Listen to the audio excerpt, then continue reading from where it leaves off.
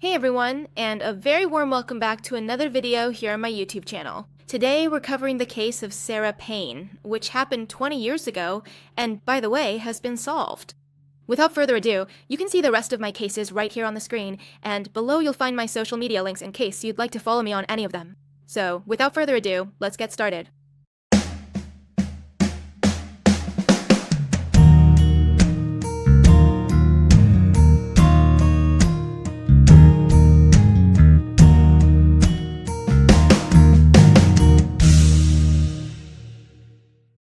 The little girl you're seeing on screen was Sarah Payne, born on October 13th, 1991.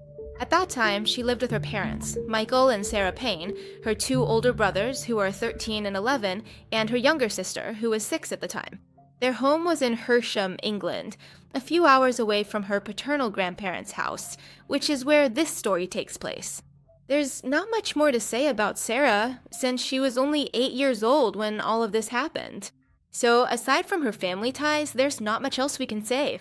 The family was pretty organized when it came to taking care of the kids. Sarah's mother worked at a bar during the day, and her father worked at night. In the morning, Sarah would take her daughters with her to work, and when they got home in the afternoon, their dad was awake, so they all had some time together. July 1st, 2000 was a completely normal day, up to a certain point. The girls went to work with their mother, and when they came back in the afternoon, everyone started packing their bags to go on a trip to their grandparents' house. The grandparents' house was in a beautiful spot on the coast in Kingston Gorse. The place was pretty quiet, had a huge space to play, and there was no traffic. Overall, it seemed like the perfect place to spend a vacation with the kids. It looked very safe. Unfortunately, it wasn't. That day, July 1st, after lunch, the family decided the best thing to do would be to go for a walk on the beach, stroll around, talk, and have a nice day. After walking for a while, the grandfather suggested going to visit the village. Of course, the two older sons wanted to explore on their own, to see things by themselves, but they had to go with their two sisters since they were responsible for their little Proop. And although they usually took care of their sisters as best they could, this time something very unfortunate happened. So the adults decided to go chat for a while at a bar in the village, while the kids went off to play on their own. Let's remember that this group was made up of the older siblings, aged 13 and 11, Charlotte, the youngest, and Sarah, who is the victim in this situation. So that afternoon, the kids were playing in a cornfield until suddenly, Sarah decided it would be better to head back to the house. This happened at 8 in the evening. She set off toward her grandparents' house, which was just a few yards away, but she never made it. The parents arrived at the house and realized that Sarah wasn't there. Her siblings said she had left, that they didn't know where she could be, that she had wanted to go back. So the family called the police. The officers arrived almost immediately, since it was the case of an 8-year-old girl. And what does that mean? That she could have been lost in the woods, in the fields, and therefore she might still be alive, but very scared, and needed to be found immediately. At least, that's the first theory they had. Unfortunately, the family already suspected that something bad had happened. That night, unfortunately, they didn't find her. However, on July 2nd, the next day, the real search began, along with the investigation. 48 hours after not finding her anywhere, a massive search began. The family gave interviews, spoke to the media to find her, and provided a photo of her, the most well-known one, the picture of her in her school uniform. Just as there were few vehicles and few houses, there were also very few witnesses. The only thing that could be done on a large scale was to put Sarah's face everywhere and get her on TV so people could recognize her. They also tried to appeal to the public's empathy. They hoped that whoever was holding her captive would return her, but that didn't happen. The girl's mother, Sarah Payne, was the other main face of the case. She never let anyone forget about her daughter for a single moment. However, the family's efforts couldn't stop the person who took her from killing her. On July 17th of that year, 24 kilometers from Kingston Gorse, where she disappeared, her body was found in a field. And so it was on July 17th that the investigation into the murder of Sarah Payne began. According to what Sarah's siblings said, once the police started questioning them, they never took their eyes off their sister until the moment she disappeared. It happened in an instant. It was just seconds that changed all of their lives forever.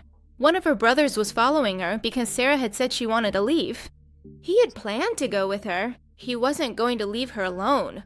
But just at that moment, their younger sister, Charlotte, got hurt. She fell and scraped herself. So the older brother, who was with Sarah, turned around for a second, and suddenly Sarah was gone. Something happened in that moment when the siblings weren't looking, and it was so fast that they couldn't stop it. Which means that the person who took Sarah had planned it, had been following them for a while, and probably had a car to get away. So they asked the siblings if they had seen anything out of place or any notable details. The brother who was following Sarah said that at that moment, he saw 2 cars on the street that ran past the cornfield. One of them was a regular car, and the other was a white van. The strange thing about this van was that inside, there was a man looking at him and smiling. And after smiling at this kid, he quickly drove the vehicle away from the scene. This detail was very important, mainly to start ruling out some suspects. And that's when we start to look at the persons of interest. Who did the police focus on when looking for suspects? Well, on the list of child abusers who were nearby, among the persons of interest, there were several sexual offenders, since the first thing you do in these cases is check the lists where they appear. And in fact, there are always several in every area. One of the people who caught the police's attention from the very beginning was a man named Roy Whiting, a pedophile who lived just 8 kilometers from Sarah's grandparents' house. He had previously owned a white van and had been imprisoned for abusing another minor. Talking a bit about Roy Whiting, he didn't have a very good childhood. He had too many siblings and parents who really didn't care about his life. On top of that, he had a really tough time at school during his years. Beyond that, he had an adulthood that, to anyone else, would have seemed pretty normal. After his teenage years, he got a job as a mechanic, had a girlfriend, lived alone in his hometown, and was doing pretty well. However, he had a little secret. He had started to develop a liking for little girls, to the point where it became an addiction for him to go looking for them, to wait for them. Roy Whiting was a pedophile. He had started looking for his victims in a white van that he bought specifically for that purpose. In 1995, he finally got what he wanted. He kidnapped a girl, abused her, and later got rid of his van so he wouldn't raise too much suspicion. Even so, the police managed to find the van, and as a result, also caught the person responsible for the abuse, Roy. But of course, since he hadn't killed her, he wasn't given much prison time. He was originally sentenced to 4 years, of which he served 2. Even worse, during one of his first evaluations, it was said that he wouldn't do it again, that it was a one-time thing, and that he wasn't a pedophile, which is pretty ridiculous for several reasons. I don't know who did this first evaluation, but it can definitely be considered a huge act of negligence because of what happened afterward, since no, this wasn't a one-time thing, he had been planning it. Giving a diagnosis like that ignores the fact that he bought a van specifically for that one purpose, to stalk little girls. He ended up serving only 2 of those 4 years, although it's worth mentioning that he was reevaluated and the conclusion was the complete opposite of the first time. They determined he would do it again, that he was a pedophile and therefore he was dangerous. Even so, they let him out, but at least he was put on the sex offender registry. Roy Whiting was questioned for the first time about Sarah's disappearance, which had taken place 8 kilometers from his home, about 24 hours after she went missing. In other words, they already had their eye on him from that moment. The first time they went to this man's house, he wasn't there. They waited for him for 5 hours, he finally arrived, and they were able to ask him where he had been all that time. Since all of this was mostly routine, he wasn't immediately blamed. However, a little while after the police left, Whiting decided to leave his house and go to his van. And before he could leave, the police stopped him because they had been waiting for him. Normally, someone who leaves their house after the police show up is a bit suspicious, so they stopped him and arrested him. Roy Whiting spent 2 days in custody, but since there was no evidence of what he did, he was released on bail. The police, however, found among his belongings a fuel receipt from the Buckburn Garage on Highway 24, not far from Culham, the place where one of Sarah Payne's shoes was found.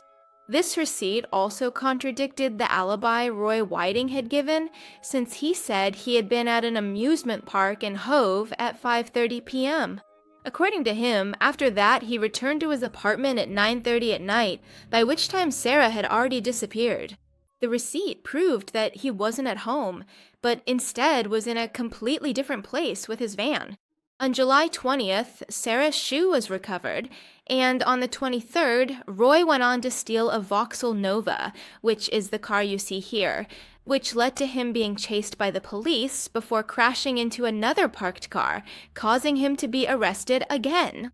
Whiten was then arrested on charges of dangerous driving. He remained in custody until September 27, 2000, when he admitted to taking this car and driving dangerously, which led to him being sentenced to 22 months in prison, something that turned out to be beneficial for Sarah's case. Once he was in prison, serving time for the car theft, the police were finally able to conduct forensic tests on the Fiat Ducato van, which he had bought on June 23, 2000.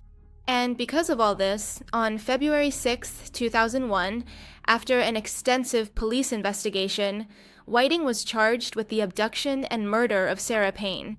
According to the Sussex police, the trial began with several pieces of evidence indicating that he had committed the murder. Whiting, however, pleaded not guilty to both charges from the very beginning and was held in custody until the start of his trial on November 14, 2001. In fact, since he was still serving time in prison for the car theft, when he was supposed to be released, he remained in jail only because he was awaiting trial, which probably prevented him from escaping, from doing the same thing again, and therefore prevented him from having more victims. Finally, on November the 14th, the trial was held, and several key witnesses included Payne's own older brother, who had seen a suspicious, disheveled man with yellow teeth walk by. However, the final decision was delayed a bit because when he had to identify the attacker, the person he had seen at that moment in a lineup, he didn't do it. He pointed to someone else. The specific shoe that had been discovered was one of the most significant pieces of evidence in this case, since detailed forensic testing clearly demonstrated that fibers from Whiting's van were found on it. In addition, a lock of blonde hair was also found inside this van. The DNA test on this lock of hair conclusively demonstrated that there was a 1 in a billion chance it could have possibly belonged to someone other than Sarah, which, to put it quite simply, meant the lock was Sarah's. On December 12, 2001, after 4 weeks of trial, Whiting was convicted of the kidnapping and murder of Sarah Payne and was sentenced to life in prison. The trial judge stated that this was a rare case in which a life sentence could actually mean life. Let's remember that it's not the same everywhere, since a life sentence means different things in different countries. In this case, it supposedly would mean until the day he dies. After Whiting was convicted, his previous convictions were revealed. It should be noted, however, that during the trial, great care was taken not to reveal this person's past, since he had previously been in prison for something similar. And if this became known in the media, Roy could appeal on the grounds that he was being judged based on previous cases, on past behavior, instead of the evidence. But since so much care was taken, this never came to light, and therefore there was no grounds for appeal. And at this point, the discussion began about public access to the sex offender registry, specifically for the safety of the community. The fact that a list like that is public makes it much easier to be cautious around certain people. It's a great preventative measure, and it's something that would end up being resolved years later. On November 24, 2002, the Home Secretary ordered that Roy Whiting would serve a minimum of 50 years in prison. This made him ineligible for parole until the year 2051, which means he would have to live to at least 92 years old just to even request to be released. And remember what I always tell you, they might deny that request. Which also means that he will probably be there for life officially, since he could also die before reaching 90. However, over the years, Whiting tried to get out earlier. First, he appealed in 2004 to have his sentence reduced, and in 2010, it was changed from 50 years to 10. This was happening mainly because there were several complaints about how long someone could spend in prison, and what the human limit should be. Beyond that, after much discussion, it was decided that he would spend 40 years in prison, not 10 or 50. Obviously, Sarah's family was very disappointed by all of this. Sure, he would still get out at 82 years old, or at least have the chance to ask for release at 82, but even so, the change in sentence was pretty unfair to the family. Even more so when it's possible he could still have victims once he's out.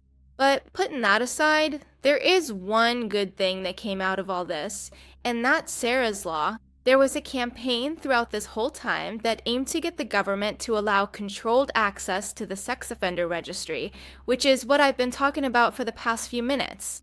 That way, parents of young children could know who is around their kids and who not to let near them, or where to be more careful. Sarah Payne's mother always insisted that this law could have saved her daughter. So in 2008, the necessary trials were started to bring this to light. Then, in 2010, it was revealed that the trials had been successful, and the plan to disclose information about child sex offenders would be expanded to cover all of England and Wales in the spring of 2011. So this is definitely something that this case accomplished, being able to save other lives with this new approach. For their part, Sarah's parents received compensation of £11,000, which Sarah's mother considered a sick joke, even though it was all the law could do. In other words, it was the maximum they could be given as compensation at that time. And even though, in the end, it seems like things turned out well, or at least something could be done as a result of this tragedy, like the law we discussed earlier, Sarah's parents did not have an easy time at all. In this video, it might have seemed like they were brave, that they tried to fix things despite all the pain, that the family was united, but that doesn't mean all of this didn't come with a lot of pain. Sarah's father did not cope well with her loss. Michael Payne, at 45 years old, was found in his home on a Monday night. The police couldn't find anyone responsible because there wasn't anyone. Michael had decided to take his own life that night, probably to put an end to all the pain he was suffering. His daughter Charlotte posted a photo of her father on Facebook, along with a message saying that she was heartbroken, and that no matter what happened or how many mistakes we all made, you will always be my dad. She also added, "I'm sorry I couldn't save you, Dad. I hope you finally found your peace and happiness."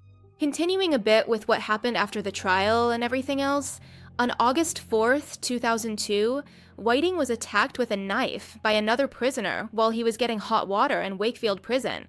Convicted murderer Ricky Tragically was found guilty of making the cut that left Whiting with a 6-inch scar on his right cheek, receiving 6 additional years to his sentence for attacking him. In 2011, Whiting was attacked again in prison, this time being stabbed in the eye. However, at that time, he didn't press any charges, and as a result, the person who did it was not brought to justice. He was attacked again a few years ago when he was stabbed by 2 prisoners in Wakefield and was taken to the hospital for treatment. However, his condition was stable, so he was taken back to prison. So you could say that the people who share a cell with him, the people who share the prison with him, don't like him. It's clear that several people are against him and are obviously still targeting him. But anyway, I have nothing more to say. That's the end of the video. The person behind this was imprisoned, so the case was resolved. The least I can say is that at least this unpleasant person was brought to justice, and at least the family has the victim's body with them, which in many of these cases doesn't usually happen. It's the least that can be done for these families, that they at least have closure about what happened, that they know exactly what occurred, and that they have their loved ones so they can hold a funeral, remember them, and at least know where they are, which, again, usually doesn't happen and is very unfortunate. So, well, that's where we'll end. That's the whole case. Here are my Patreons and channel members. Thank you to all of you who support me through those means. I really appreciate it. And thanks to everyone who watches my channel. Thanks to those who recommend it, who like the videos, and who leave comments. Those things help a lot, and show the kind of support for the channel that I love to see, and of course, appreciate. I'll say it again, thank you. So here you have a new video, and here you have a recommended video. You can subscribe by clicking on my face, and I'll see you in another video. Have a wonderful day.